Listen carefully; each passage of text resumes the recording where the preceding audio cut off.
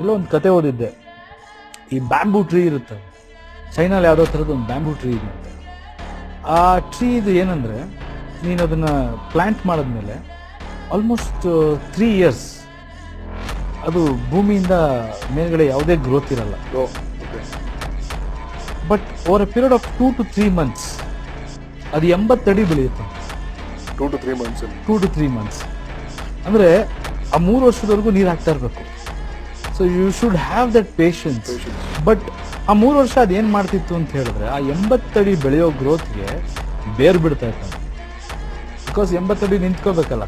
So ಅದು ಕೆಳಗಡೆ ಆ 3 ವರ್ಷ ಅದು ಕೆಳಗಡೆ ಬೆಳೀತಾ ಇರುತ್ತೆ, ಆಮೇಲೆ ಪಟ್ಟಂತ ಬೆಳಿದೆ. So I feel the value system is like that. ನಿನಗೆ ಆ ಕಾನ್ಫಿಡೆನ್ಸು, ಆ ಸ್ಟ್ರೆಂತು, ಆ ವ್ಯಾಲ್ಯೂಸ್ ಎಲ್ಲ ಡೀಪ್ ರೂಟೆಡ್ ಆಗಿ ನಿಂತ್ಕೊಂಡಾಗ ನಾಳೆ ನೀನು ಎಷ್ಟೇ ಬೆಳೆದ್ರು ಅದು ತಡೆಯುತ್ತೆ. ರೂಟ್ ಸ್ಟ್ರಾಂಗ್ ಇಲ್ಲ ಅಂದರೆ ನೀನು ಎಷ್ಟೇ ಬೆಳೆದ್ರೂ ಬಿದೋಗುತ್ತೆ.